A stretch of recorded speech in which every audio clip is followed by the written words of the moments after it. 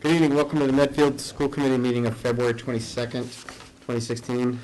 We have a couple small additions to the agenda.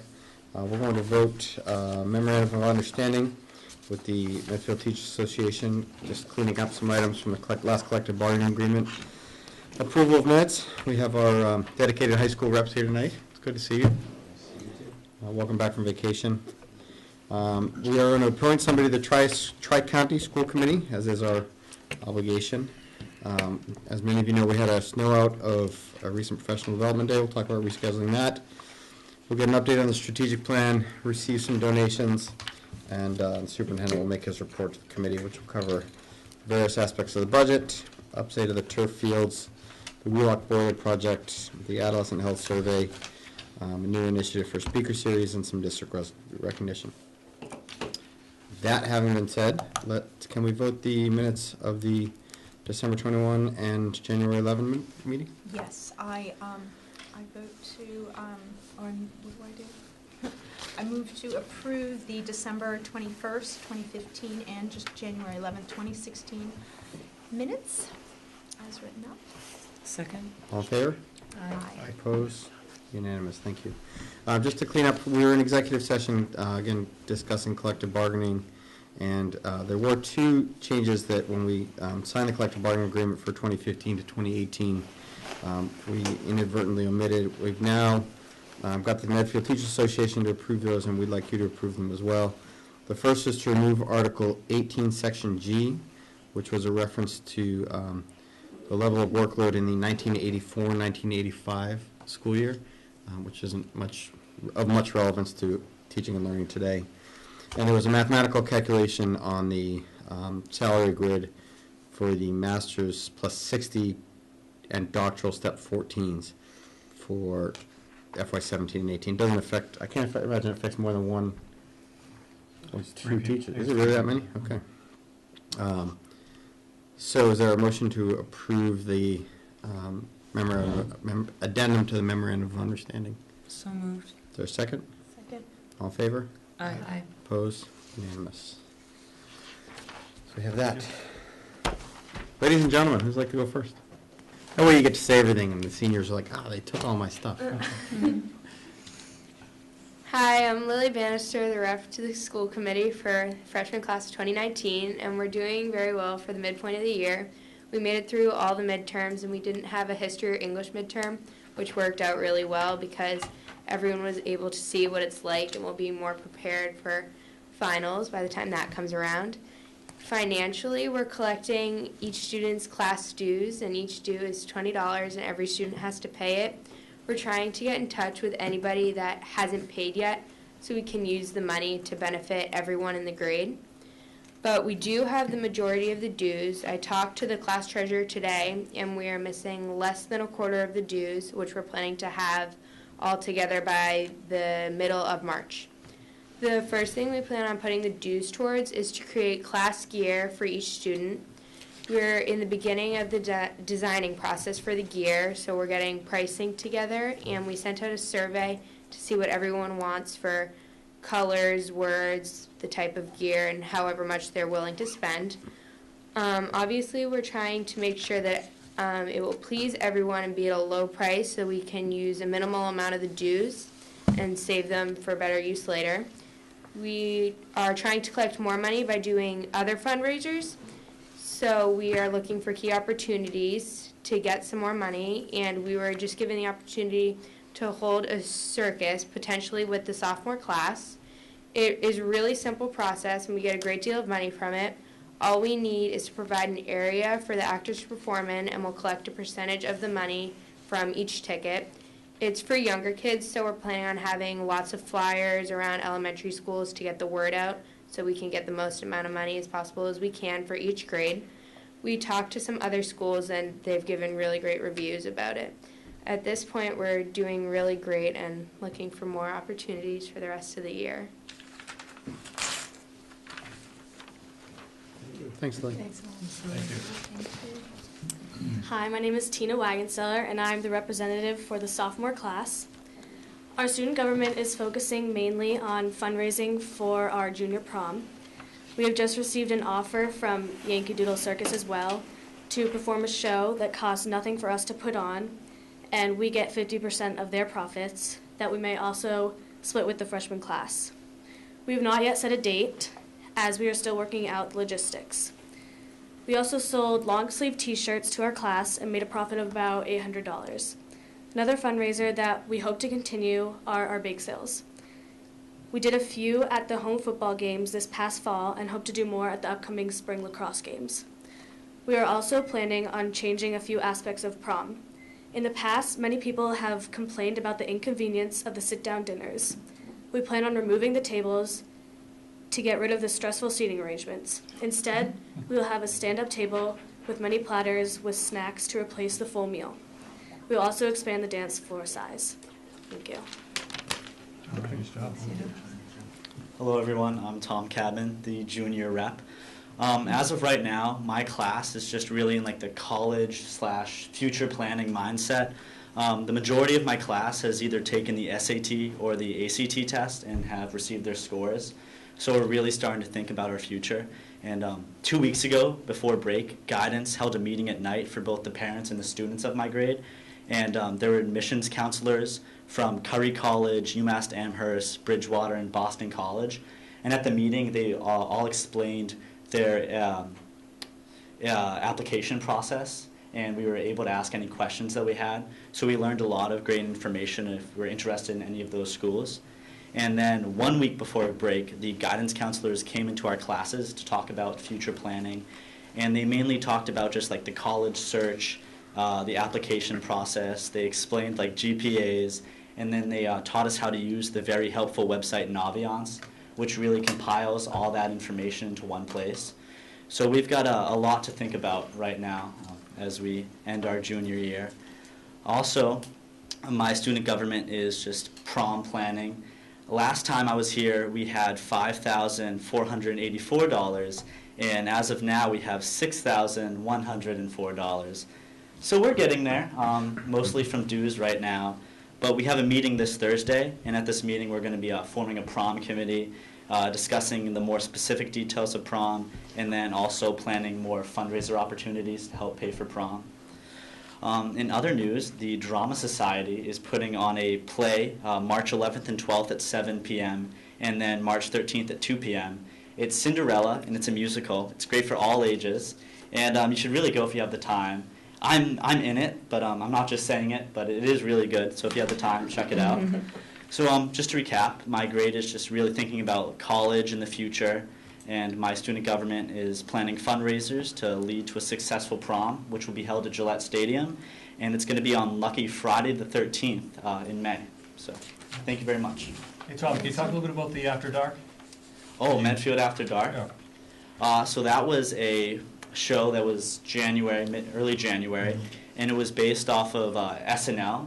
So we had like a live pit band, we had a MC, and then little skits thrown in. We had a really funny news broadcast to try to mimic SNL, and it was one night only because we thought it might get old if we did it a second night, and also the auditorium wasn't available. But I've heard just great reviews. I think a lot of people liked it, and I think we're going to continue with the Medfield After Dark next year instead of the One Act Festival that has been there for a while. But it's still in honor of, like, I don't remember the name off the top, but a boy who passed away of leukemia back in '98. So it's still in his honor. But yeah, it went really well. That was great. Yeah. Thank you. Thanks, Tom. Thank you.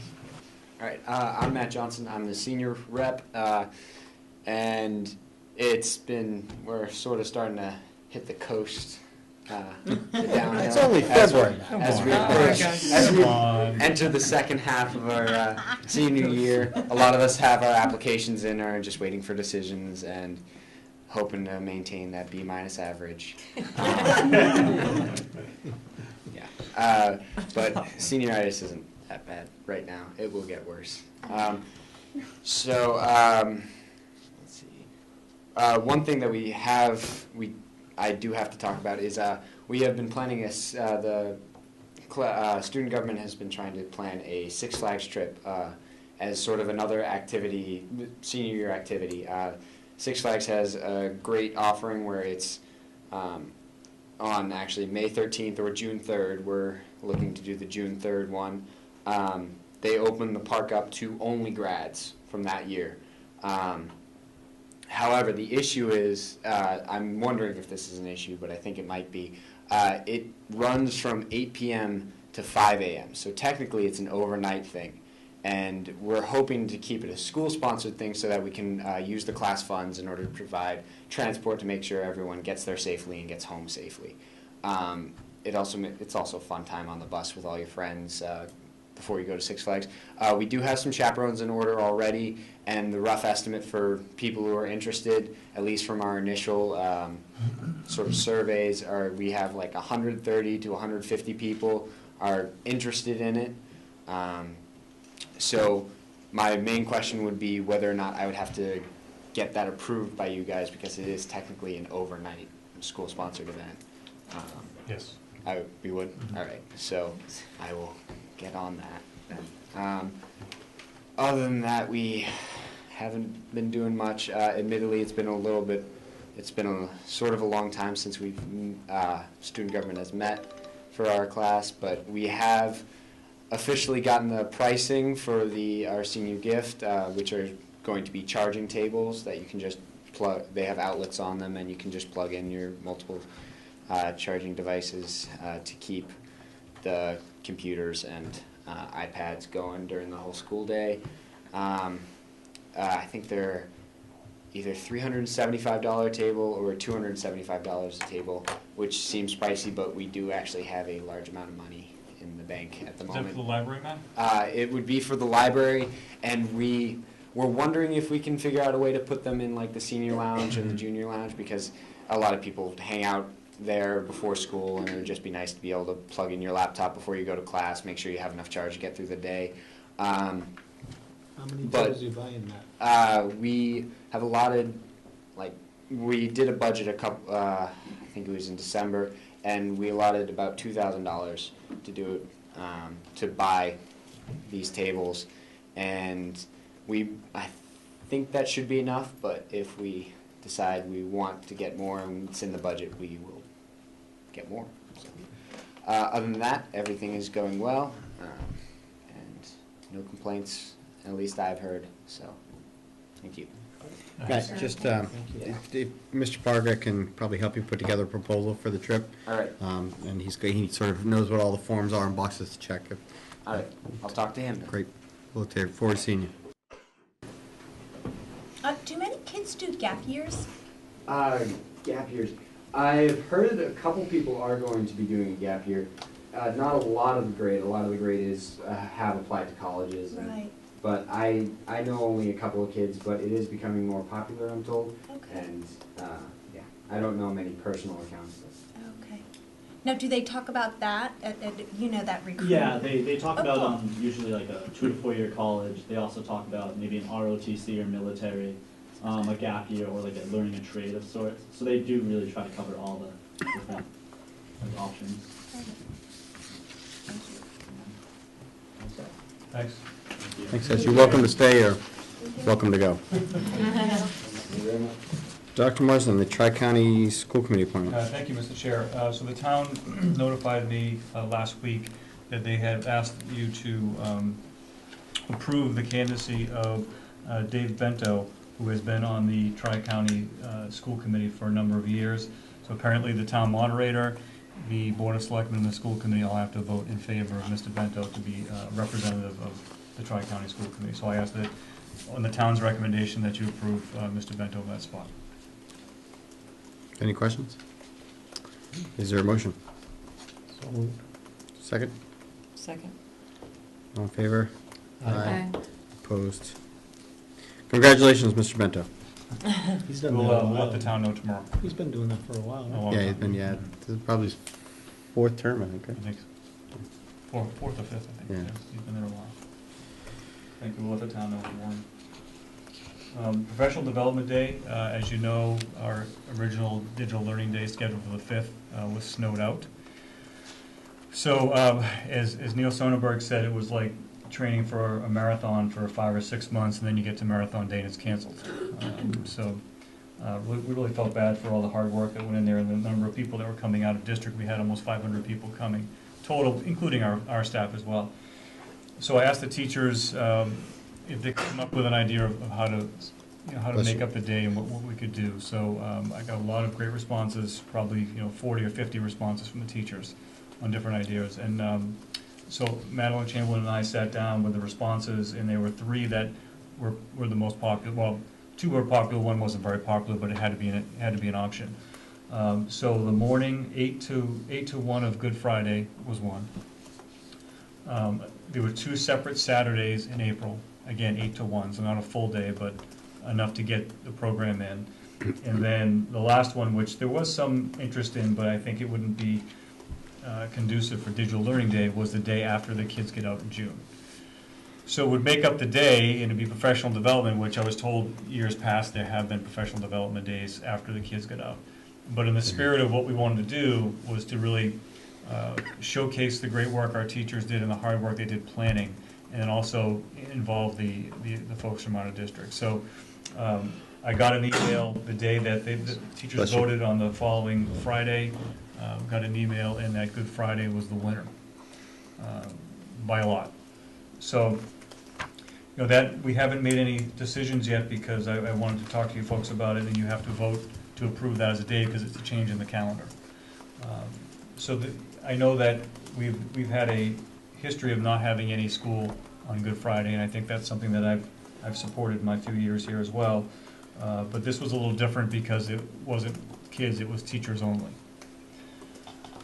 So, we checked around town and actually had a meeting with Father Kevin at St. Edward's and talked a little bit about, what that looks like and how that day rolls out. And from my understanding in Norfolk, and now that we're collaborative parishes now, there aren't any services until 3 o'clock, and then possibly 1 at 7, depending on what they decide to do. So that even if we had professional development from 8 to 1, it would still give folks a chance to go to services on Good Friday. So I spoke to them at St. Edward's, and they said that it would still be available for people to go. It wouldn't impact that particular piece of it. There was a little concern about whether we're moving in that direction. I said that really wasn't our intent to move in that direction. It was just because of the snow day, and we want to make sure that teachers have the time for professional development. So I would ask that you would approve having the professional development day that was originally scheduled for Friday. And again, the piece here is it doesn't impact the kids' schedule either, because we could certainly have another professional development day, but then that would impact the kids' time as well. And we're trying to avoid that, and that's where a lot of the good responses from teachers were. It's not messing up the families and the kids. It's let's try to pick a day that we're not going to be there anyway. We can still have the professional development. It doesn't impact when kids get out the end. So I'd ask that you would look at that as far as rescheduling professional development from February 5th to March 25th, which is an abbreviated day. Teachers would be here 8 to 1, and we probably wouldn't serve lunch. It would just we'd just miss everyone at 1:45, 1 o'clock, and then start the Easter weekend then, as opposed to having it as a full day off for Good Friday. Well, do you think you'd get as many out of district that you have had? So they met today, the team met today, and they're going to start contacting people tomorrow and get a sense. I think you're going to get some folks that are absolutely going to do that. They're going to, because they're pretty psyched for it anyway. They want to be here, but I know that it's tough. I mean, people have commitments to travel on Easter weekend, so we have to understand that particular piece of it too. We tried to find a way that was soon enough so that teachers are still excited about the digital learning piece, but also respect the fact that some folks have plans and can't make it on Good Friday. We understand that. We tried to respect a lot of stuff in this decision, certainly, and we think we came to a pretty good solution. And again, it's a one-year solution in terms of next year we're looking at Digital Learning Day either in March or on the extended Professional Development Day in April, so that hopefully the snow does not become a factor for that day, because there's just so much planning that goes into that. But we think it's going to be a drop-off, Tim, of outside folks, no doubt. But we still feel like it's going to be well attended. The way it's going, that's when winter's going to start anyways. Yeah, no kidding. And you don't charge anyone to come to that? No. So, Okay. The bottom line, the No. teachers voted for this day. Right. They did. Okay. Did they vote is it a union vote? Because It was a union vote. okay. So Yeah, so they did it by building, okay. collected votes, and then notified me of the results afterwards. Any other questions? It didn't make a lot of sense to do it at the end of the year. No. No, because a lot of students are presenting as well, right? There's definitely There's some students, good we're not sure handful how of that's gonna, yeah. how that's gonna play, and we're gonna have to Right. talk to their parents about it because it is Good Friday. Right. And I think we're probably gonna scale back the volunteers because of the fact that it's Good Friday as well, and maybe not as many sessions. Right. But that's all we're gonna start working out. They, like I said, they met this afternoon, and then we're gonna get together again, next week to really start to finalize some of the plans for it. It's just, there's so much work that went into this from our staff, that it's just a shame that they didn't have the opportunity to do that. So we really felt compelled to get a date that was conducive for them to do that right away. Yeah. And even some of the students I know who were presenting, they were really bummed out. Absolutely. Because they're like, oh, come on. So hopefully it'll all work out. And I know you talked to Father Kevin, the other denominations tend to have, all denominations tend to have services in the afternoon. Yes. More sunset services, you know, Yes. so, okay. Okay. Is there a motion to approve? So moved. Second. All in favor? Aye. Opposed? Unanimous, good luck. All right, thank you. I might be able to get to that one. And please come by. We're checking, to see if the keynote speaker can come as well. She may be traveling, but we're gonna take a look at that as well, and try to get as many of the outside folks back. I mean, one of the things that we were planning on doing was an administrative panel. There was 4 assistant superintendents, myself, and we were gonna just have a dialogue, and Nat was gonna facilitate that. And Nat was checking to see if they're available as well. So we'll see, whatever we can, certainly the in-house we'll be able to do, but the outside folks, we're not sure. Let's see if I can get this. The next item is the strategic plan update. Try to get the survey back up here. So we've been working as a subcommittee with principals, Tim and Anna May, working together with Neil Sonnenberg to put together this survey, which we're going to send out to all parents, but also get in the community as well. We're going to put a link on our website and then put some hard copies available at the library and also at the Senior Center, Council on Aging, and make sure that they have access to this as well. Website, I think I've been kicked off the line. One of the things that we did is we met with our consultant in NESDEC, and he had given us some samples, and they were some very, very lengthy samples, which we really didn't have an interest in doing one that long. So we actually put together, we thought were really 4 or 5, 4 questions that were really targeted, and that would give us the information that we need to move forward and start to develop the goals. Let's see, I think I got it. These address sort of the priorities that came out of the forums. Right. Don't worry about it. 6 years ago, the idea that we would need charging tables at the high school was something that was what I thought of. So here, this is what folks will get when they open up the link. It is, we said 5 to 10 minutes to complete. It might even be shorter than that, but we really want to get the information quickly and not have folks do it for a long, long time. All right, so here's the demographics. We want to get a sense of what best describes you, and we tried to hit as many as we could. So parent or guardian of a current student, of a former student, future student, which we thought was a really important group of folks that maybe have moved into town that have small children that aren't in the district yet. Current Medfield High School students, so we're going to send it out to the high school kids to fill out as well. Alumni, staff. Juniors and seniors, right? Thank you, juniors and seniors. Alumni, staff, faculty, Medfield resident, or other. So we're trying to get a good cross-section. I'm just going to put that one because it's going to make me fill this out before we go to the next one. So the thing we have to just check on is the formatting because the no opinion is not coming up clearly on this. But the focus groups determined that the following were strengths of the Medfield Public Schools. Please rank your level of agreement with the following strengths. So we have the Likert scale of strongly agree, agree, neutral, disagree, strongly disagree, no opinion. And the neat thing is once we get all this data back, we can assign a number to those, so we can go in behind the survey, assign a number, and then we can really quantify some of these answers. So it's not like we're going through and trying to figure out the strongly agree and agree, we can actually quantify that. So we had a lot of discussion on the wording of this, and this is what really came out of the focus groups as some of the main areas that were strengths of the public schools. So teaching staff and leadership team, talented, hardworking, highly educated. Culture of collaboration among teachers, administration, and parents. Students attend all grades together, K-12 versus neighborhood schools. So again, that's the structure that we have, and we try to, okay, how do we how do we write that so that's easily understandable? And that's, we try to put the versus neighborhood schools, which I think people can recognize neighborhood schools versus our structure of every 2 years in elementary. Our schools as child-centered, the importance of developing the whole child, academic, arts, sports, extracurricular. Community has an expectation of excellence and high academic performance. Students are well prepared for challenges beyond Medfield Public Schools. Communication between school and parents is ongoing and effective. And Medfield Public Schools are central to our community. So really get a sense there of, and folks you have to do one for each before you can move on to the next page. So I'm just going to go straight down on this so we can go to the next page.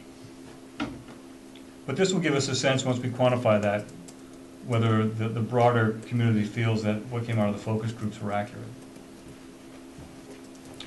So the next one, focus groups identify the following challenges within the Medfield Public Schools. So adapting the traditional educational structure to a changing world. Lack of consistency to school, teacher to teacher, especially with the use of technology. Stress, students and adults, and social emotional learning. Overextended students in a high-performing culture. Recognizing the contributions of all students. More than one school requires the major investment of capital funds. So we talked a lot about that one. Because we felt like if we didn't distinguish more than one, that everyone would put Dale Street. Because everyone knows Dale Street is an issue, but if we wanted to get a sense of if more than one school required that.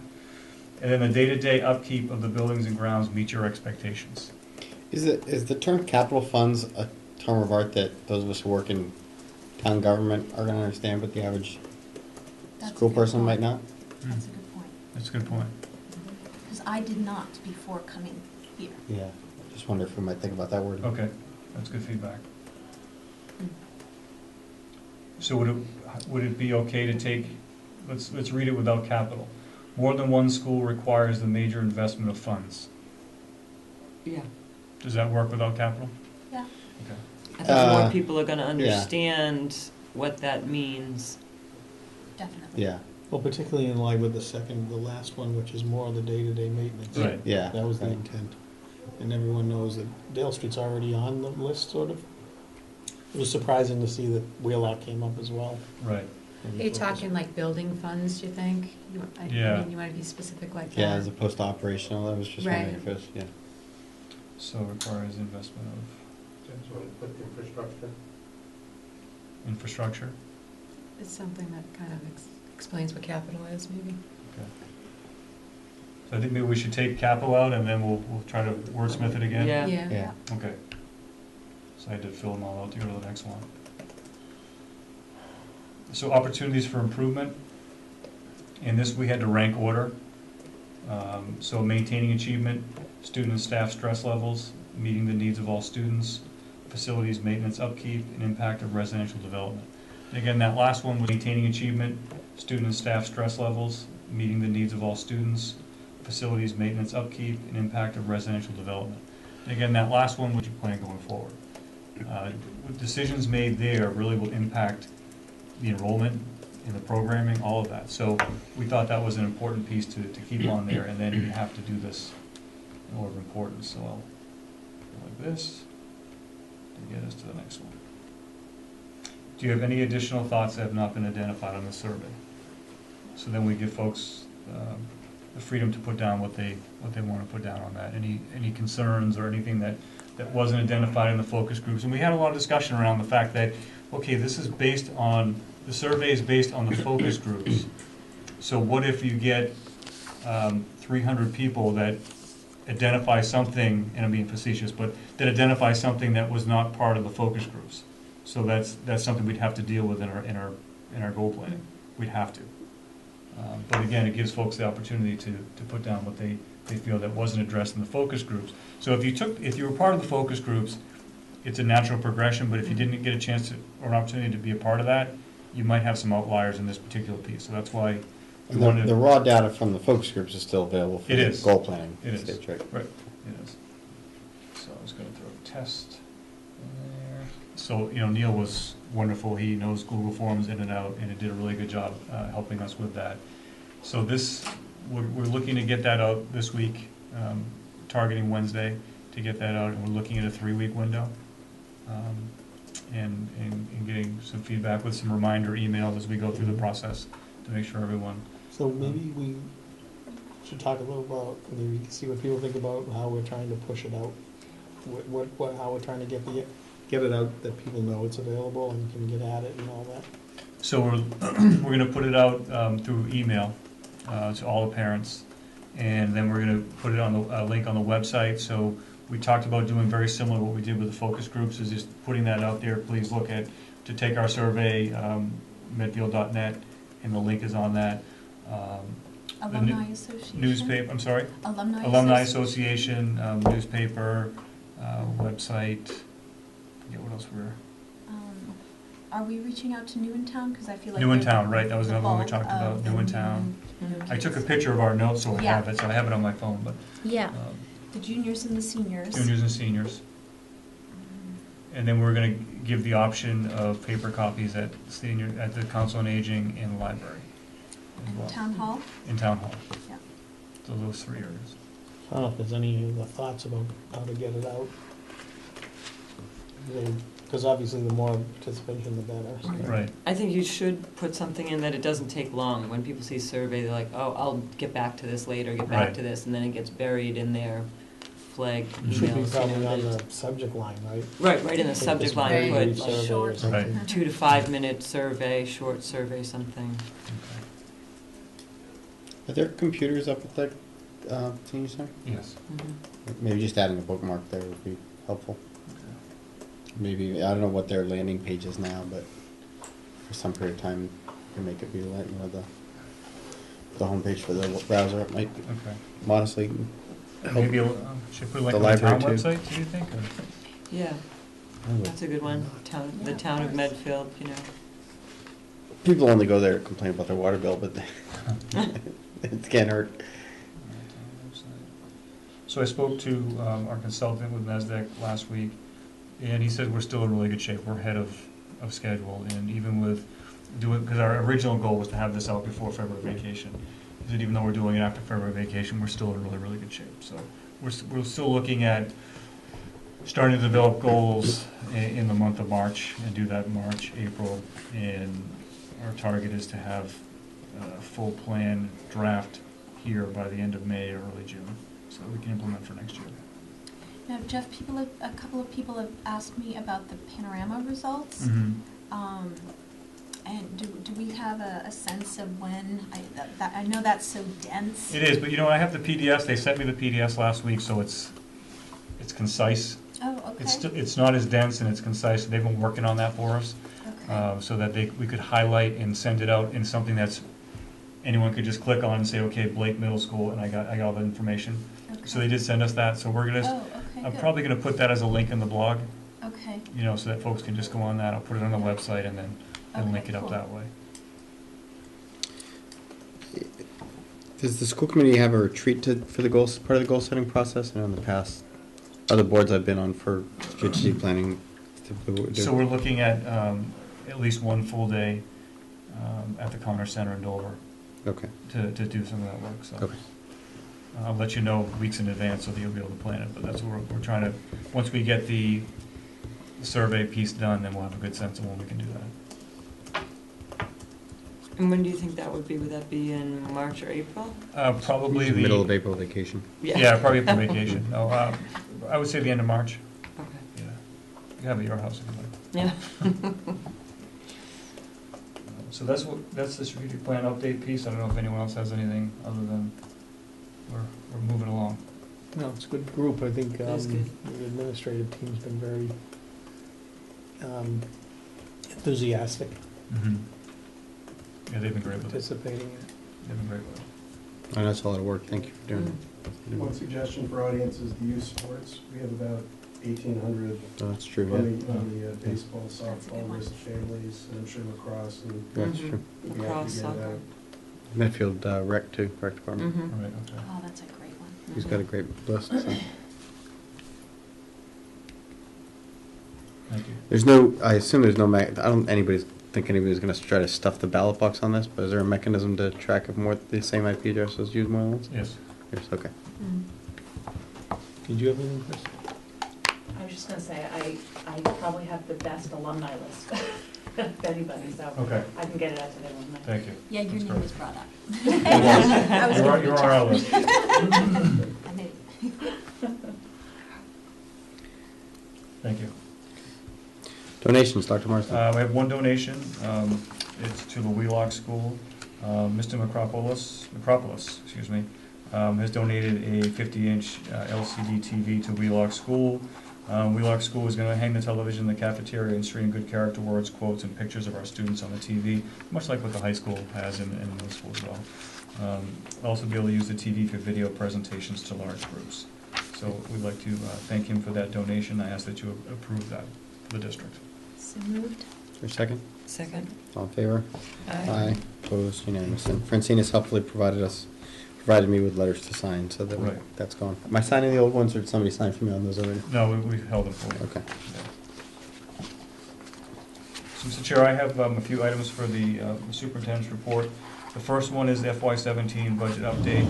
A couple weeks ago now, Chris and Eileen and I met with, and Michael met with the warrant committee, and we had our initial meeting with the entire committee and went over our budget. We spent a lot of time in the weeds on that meeting a little bit, so we need to come back on March 8th, I believe it's March 8th, and talk a little more. We spent a lot of time explaining different portions of the budget, and I think that we didn't get into some of the broader discussions of where we need to be budget-wise. Certainly, the number that we have now isn't what the warrant committee is looking for, and we know that as well. So we're still waiting on a couple of big-ticket items that we should have a pretty good idea of in a couple of weeks. If you remember from our FY16 planning, when I presented to you recommendations to reduce the budget, we did that at the end of March and early April. So we're still on schedule with that. We need to have the conversations with the administrators and some areas to reduce.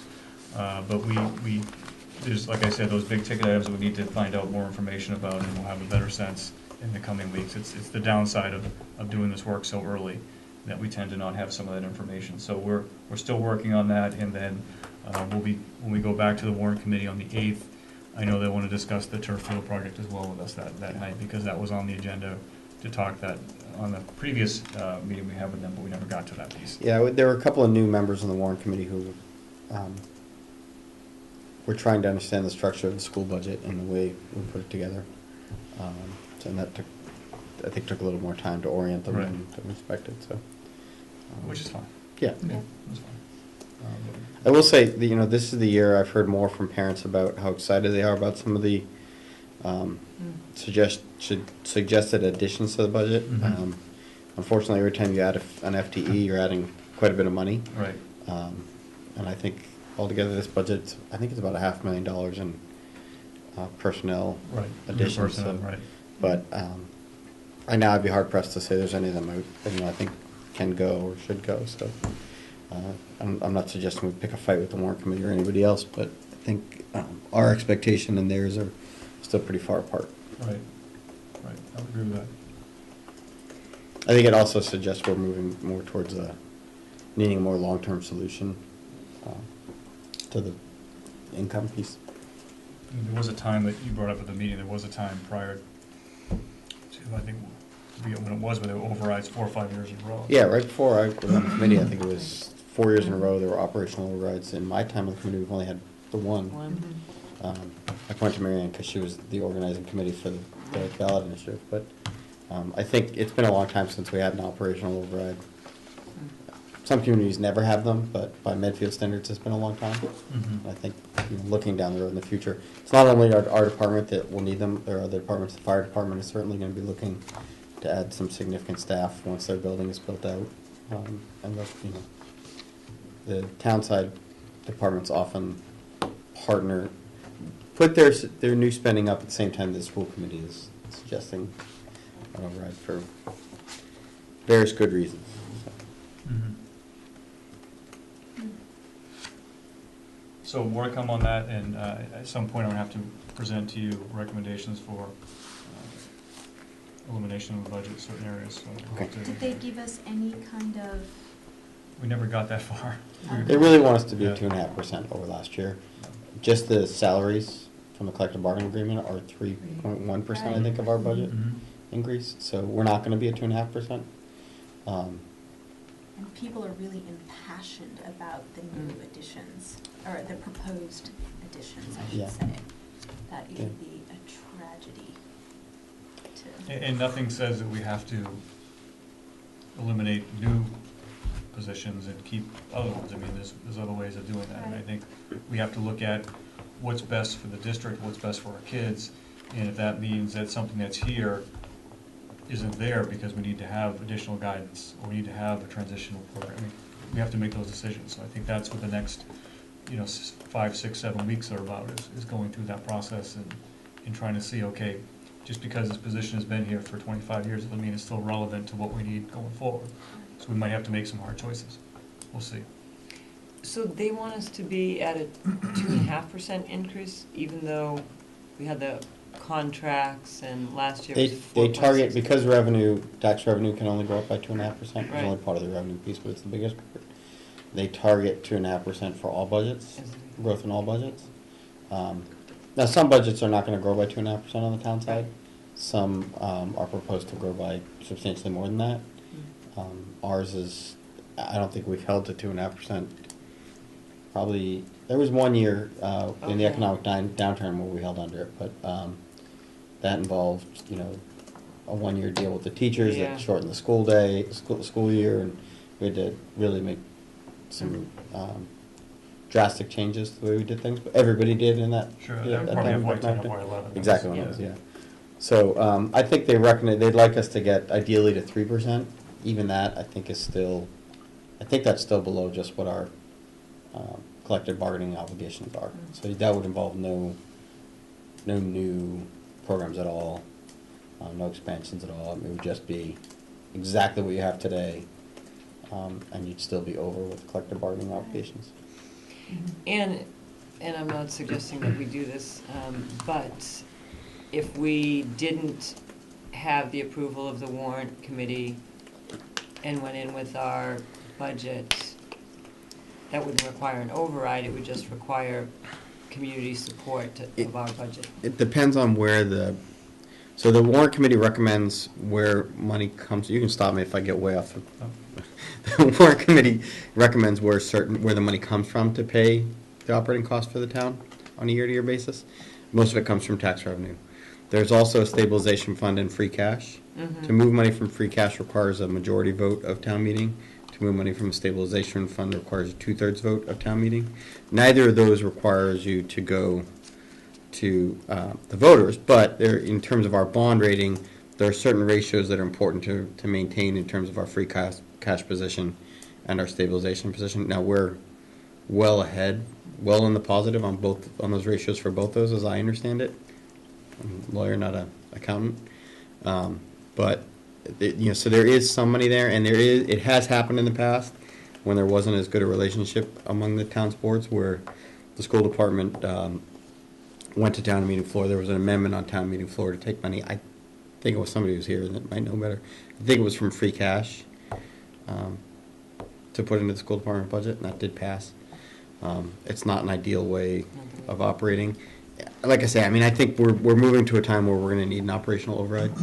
It's easy to say in an election year if you're unopposed, but it's important to say because the last time we had an override, you all recall, you were either on the committee or not. We started in September with the messages about that. We all went to the various schools and the open houses at the beginning of school. Started that messaging. We met with the warrant committee as early, I think it was October that year. We started working with them and with Mike Sullivan. We're not really, we're not nearly at that point. There's still a lot that happens. The warrant committee right now is operating under projections from Mike Sullivan that are always at this time appropriately the most conservative projections you're going to get. It would be crazy for him to be in February projecting a lot of revenues that are unsure. So this time of year, it's always the most conservative revenue projections. And as you move towards town meeting, things become more clear. We've been fortunate in the last 4 or 5 years that those projections have become better as we move towards town meeting, and we've been able to recognize some savings in our budgets as well. But obviously you can't count on that, so that's why we're still far apart. It's less a negotiation. It's not, Right. we're all working towards the same thing, and while some members of the warrant committee don't have kids in the schools, they all have, and they all value what goes on here. Some of them still, I think, have to understand a little better. We need to do a better job explaining to them how our budget's built and why it goes up every year, even if enrollment's going down, for example. But we're working through those issues with them. I don't think that I think that we historically have found a way to get to the point we need to be. The last override we did was sort of strategic, and it leveraged federal stimulus funds, and that was done as a strategic way to manage the budget for 2 years. So I think at the time that we really feel, and I'm sure Chris is right, I mean, it's probably not a sustainable path if we want to keep the same kind of level of educational quality. But I think it should be done strategically versus falling into it at the course of a town meeting or something. So, because that time that you referenced, I don't think I was on the committee when that happened. Yeah, and it didn't lead to good relationships for the next several years. Yeah, and I don't think, I think it's been a hallmark that we've worked very well as a town and all the boards of getting together and eliminate, minimizing that kind of problem, because that can really be detrimental in the long run. Right. So I would hope we'd find a way to avoid it. I'm confident our very able reps will find a way to work through that. Did I miss anything? No. All right. No, I don't think so. Did I violate any? Is that all about how funding runs? Okay. Well done. Thank you. Yeah. I've been on a lot of budget subcommittees, I have to say. Oh, yeah. Other questions on the budget? Want to talk about turf fields? Sure, turf field project, so we're still in the process of working with PAR, even though they conducted our field study, there's still work they need to do leading up to town meeting. Right now, they're looking at the design, we're working with them for the design services, the design documents and the drawings, the construction documents, the bid documents, et cetera. So our timeline would look like bid documents would be due in the beginning of April, and we would hopefully have a good sense of what the bid is before town meeting, and that's the goal, is to go into town meeting on the 25th with an actual number in bids, not just guessing. There's nothing worse, I think, than going to a town meeting saying that, well, we think it's going to cost around 1.4 million. It's much better to have that number in hand when you go into town meeting. So that's what we're doing right now, Michael and I are working with PAR, and we'll have those numbers by town meeting. So that's where we are. We looked at some of the alternates, if you remember from the presentation. A couple of the alternates that we're looking at. One, if you remember, has the pad underneath, and then the coated sand instead of the rubberized pellets. That's something that we're looking at, which is a trend that turf fields are going into. So that, if you remember the presentation on I think it was the 25th or whatever in January, talked a little bit about the GMAX testing and how that's the amount of force going down when your head hits the turf and what that does. And we'd like to have that GMAX around 120, and that this particular one that we're looking at has it about 80 to 90. In our current fields, about 180, 190. So it's really a safer environment for our kids. Certainly not cheaper, but a safer environment. So that's some of the things that we're working through right now, but we're working closely with PAR. And once we get a good sense of what those actual numbers are, I'll be able to report that out. But I've gotten some feedback from parents already on the email I sent out today with the presentation on that PAR had given us with some of the feedback and recommendations that they had. So certainly made some folks aware of what we're doing with that, and some of the awareness in the community. And then still a lot of work to do with that, because we need to make sure that if that should pass at town meeting, that we can start in June. Right after the day after graduation, that construction starts. Turf gets ripped up, and so that it's done by the middle of September. That's in most places. Most construction companies can turn that over. Most fields are done in the summer, which is why if we get the bids out in April, it's better for us, because everyone wants to get their turf fields done in the summertime. That's the best time to do that. So more to come. PAR feels like we'll be ahead of the town meeting bids, because most town meetings are in May, and we're in April, so we'll get ahead of that, and we'll be ahead of some of the other communities that are looking to replace or add turf fields. we didn't get fully to talk with the warrant committee about that, but I think the current thinking is that because there's certain debt rolling off, we would bond for that. I mean, certainly the town's not gonna absorb, around $1 million in operating expenses. It's a long-term, it's capital expense, and so people always say, well, why are we doing the fields if, we can't hire a guidance counselor? They're really two different pots of money, what you can borrow for and what you can't borrow for. You can't borrow money for a guidance counselor, you can borrow money for the field, so it's different. Even though the debt service is part of the operating budget, it's a different approach. And I think one of the things that we're gonna do, that I'd recommend as a district, is to come and have an agreement that we would contribute each year to that payment. So we would contribute money that we get through the rentals of those facilities, of the building facilities, each year. So whatever that, if that payment is $120,000 over 10 years, that we would commit monies that we get, revenue that we get of, $20,000, $25,000 to offset some of those costs. So I think once we get closer to that point, we'll have to make that decision, but I think that's in good faith for us. I think Is that new revenue, though? Yeah, that would be revenue that we would get from the field, yeah. Okay. I mean, we couldn't take revenue that we're currently making, that would just hurt our operating budget position. Right, Okay. so we would commit for the next 10 years, $20,000 a year Okay. to go towards that That's new payment. revenue, okay.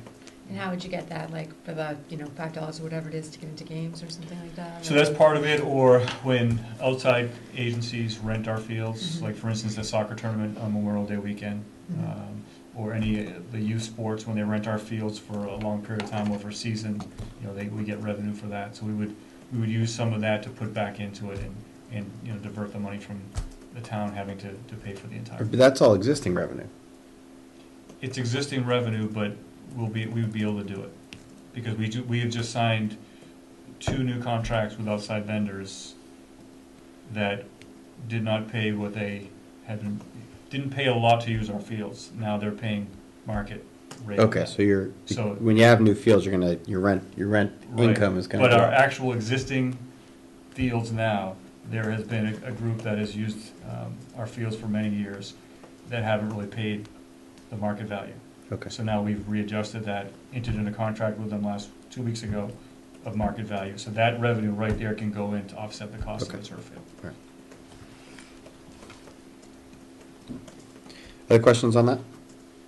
The recommendation is still to hold off on the middle school field, right? Right, The Blake's. Okay. right.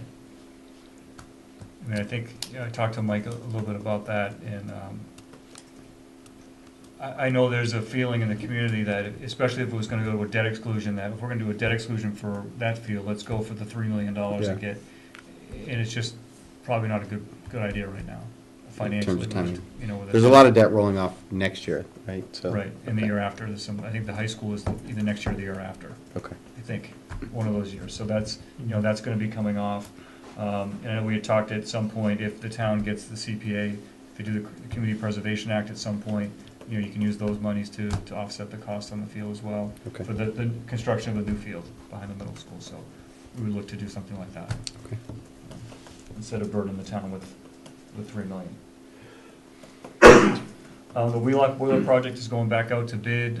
Michael and I had a conference call with MSBA and the engineer and our OPM last week, and we scaled that down. It was 3 boilers in the beginning, and it came over budget, so now it's down to 2 boilers going out to bid, and we feel pretty comfortable that it'll come in within budget with a new arrangement that the new drawings, and we should be all set to go for September. Should be done by September.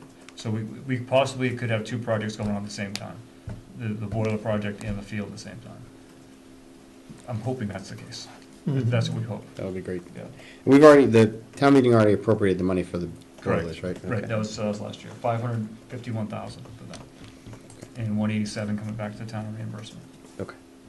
And the nice thing about the reimbursement is it's rolling reimbursement now. Okay, Where right. years ago, it used to be, you have to wait till you pay for the whole thing. Now it's every $50,000 that the town spends, a percentage of that, 39%, gets back to them. So they get the reimbursement as we go, so that's good. Much better system than it used to be.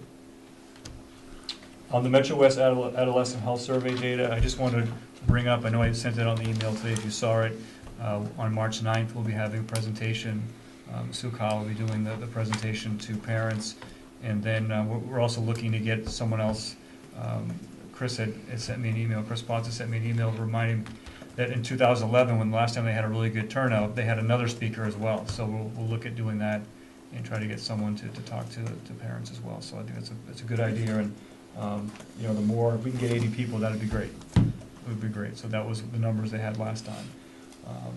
And then the data is on the website, so I have gotten some feedback from people on that. Interesting. People were very, very surprised, and very surprised at the numbers. You know, when you take that percentage out and you convert that to a number, you know, it's so people are concerned. Have we sent that material directly to the warrant committee?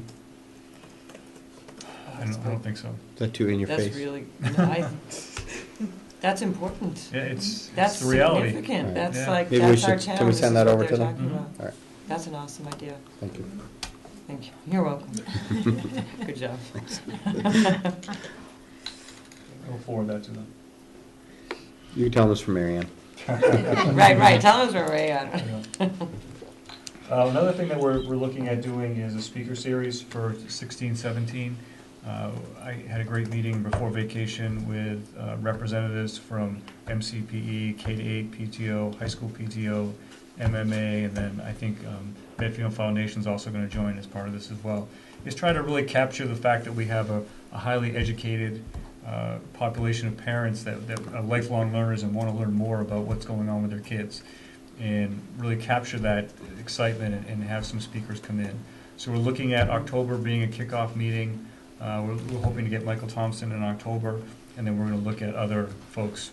Either, you know, we thought maybe every other month or whatever going into the winter or maybe into the spring. So now the committee is working on putting together a survey for parents to get a sense of what they'd like to see and what type of topics they'd like to hear about.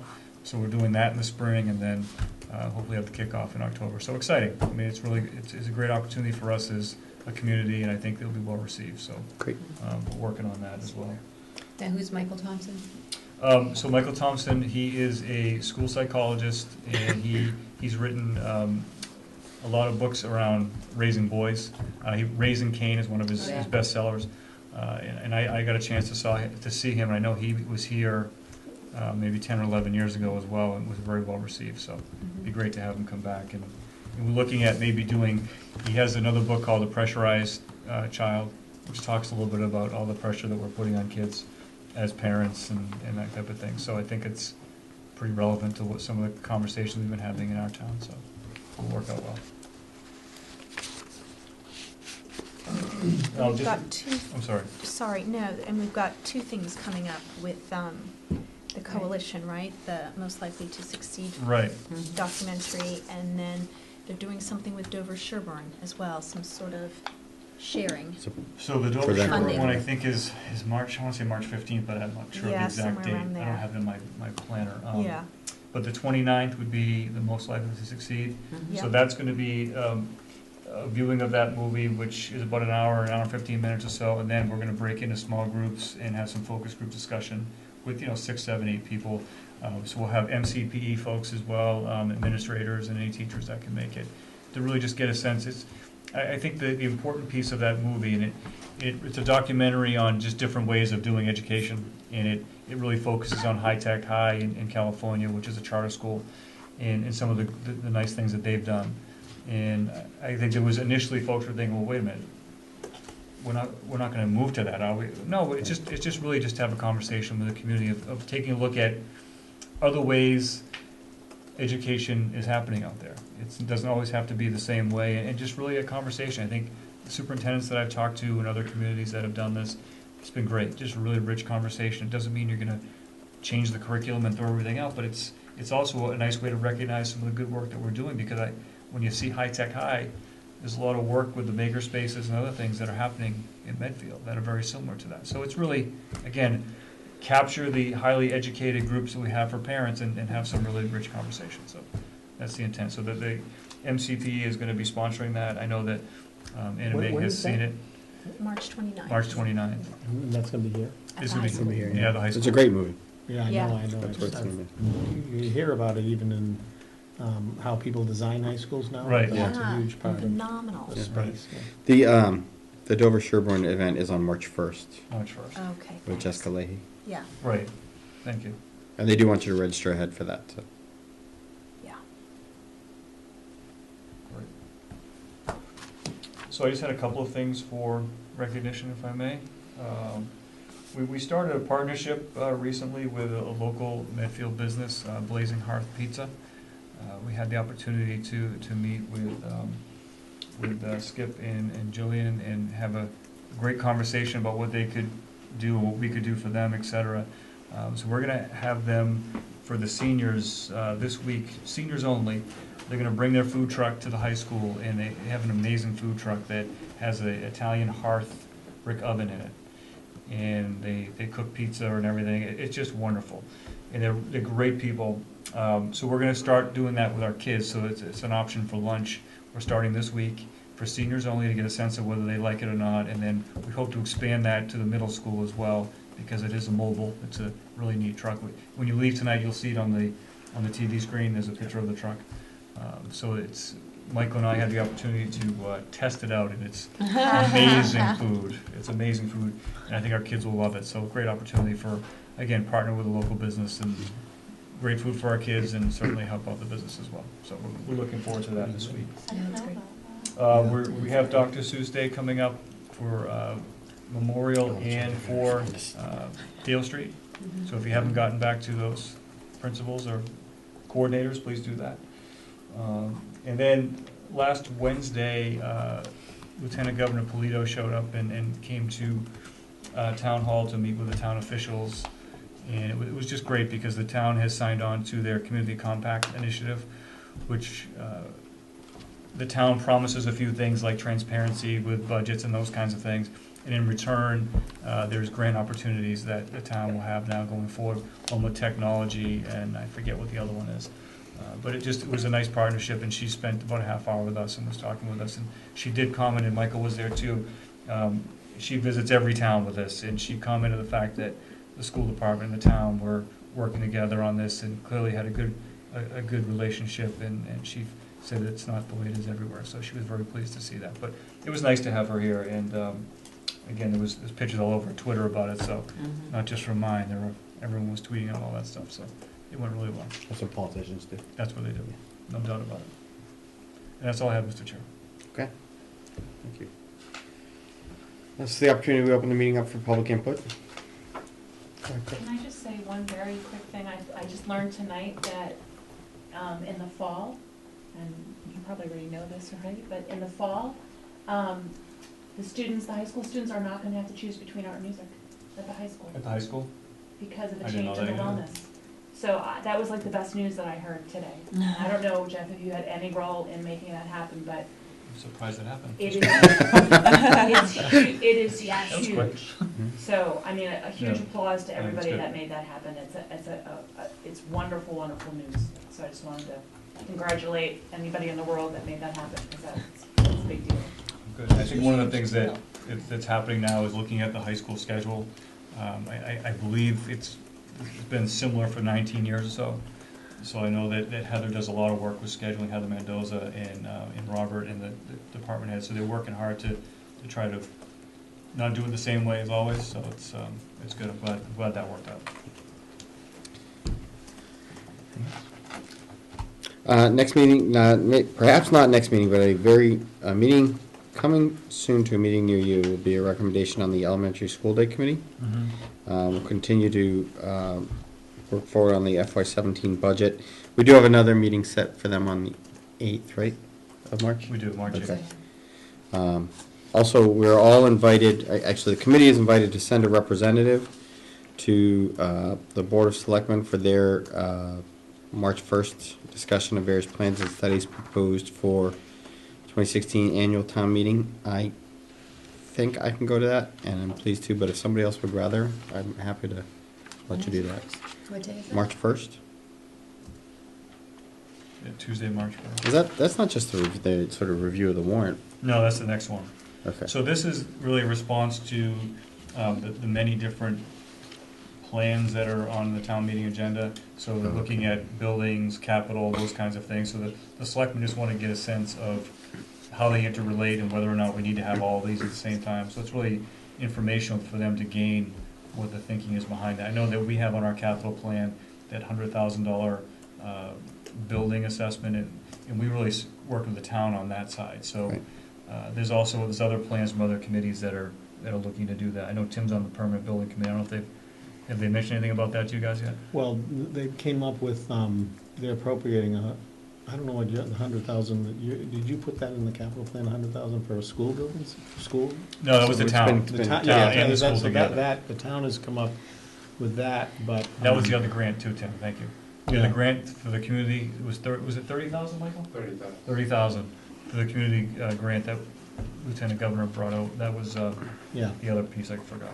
but the big issue, and I think it's like, it's just, it kind of hamstrings all of these kinds of initiatives, including our ability to strategically plan properly, is not knowing what's happening with the Medfield State Hospital.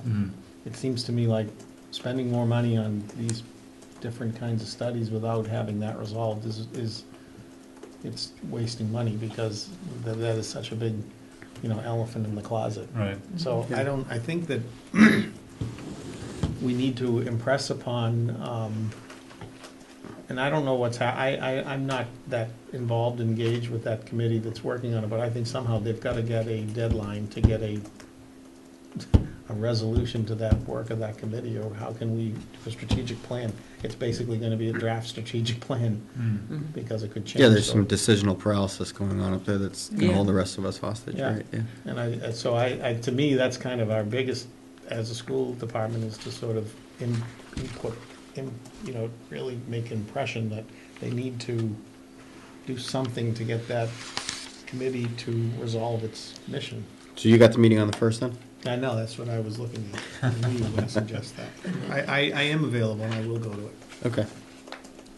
since I've made a big stink about it. Well, that's not a big thing. I think No, I that made a big stink at Yeah. another committee about it. that committee's had some trouble. They were going great guns in their surveys over the summer, and I think they've reached a bit of an impasse themselves, so.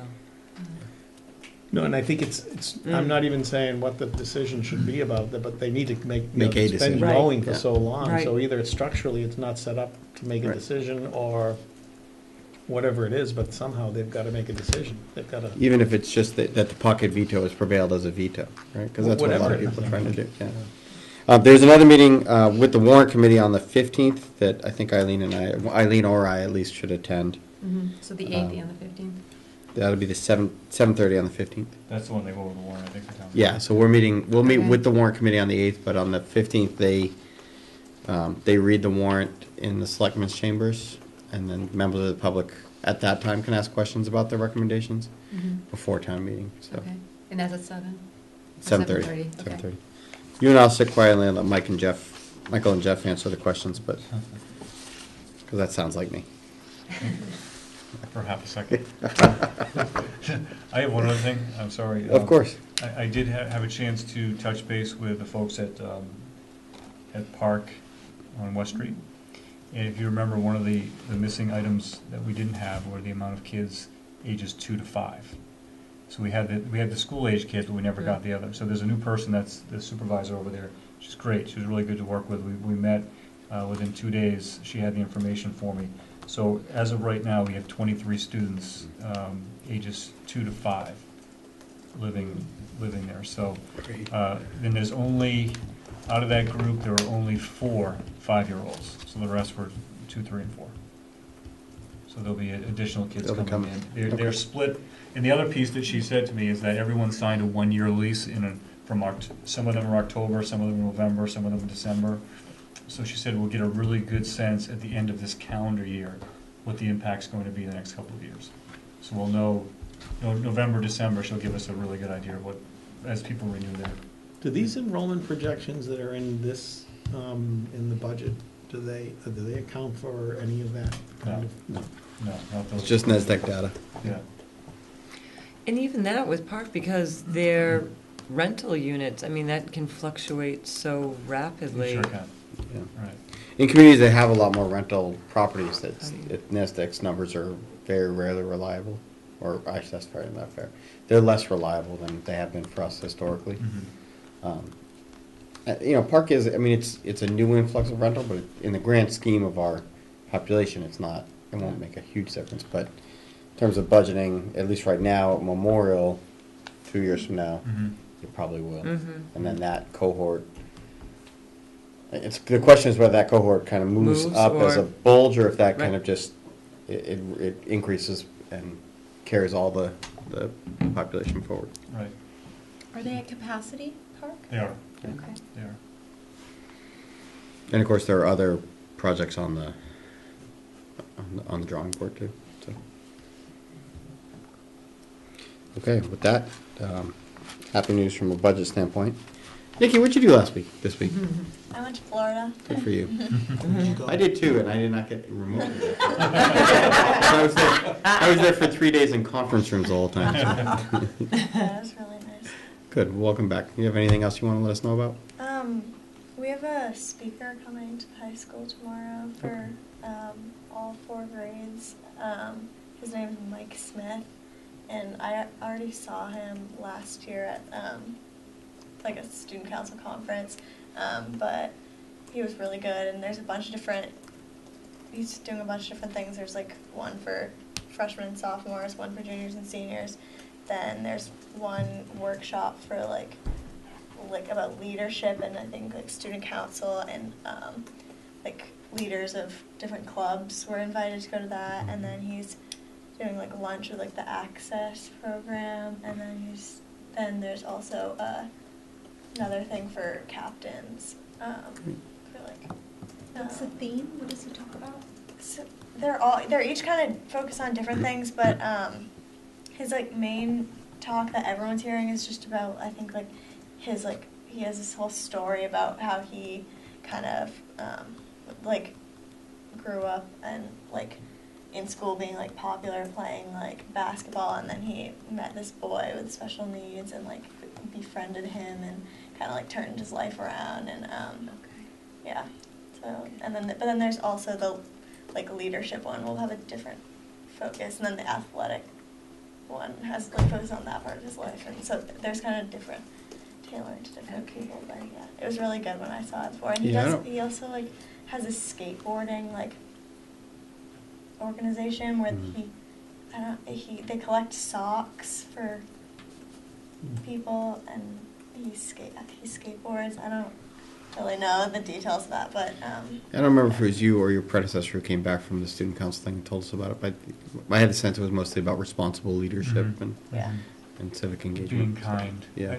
Some of the things I've seen on is just treating people well, and I think one of the things that he talks about is he remembers back to high school where he didn't treat some people well, and he's trying to make amends to that. I think, and I think he's doing a really good job going to high schools and having those conversations with kids.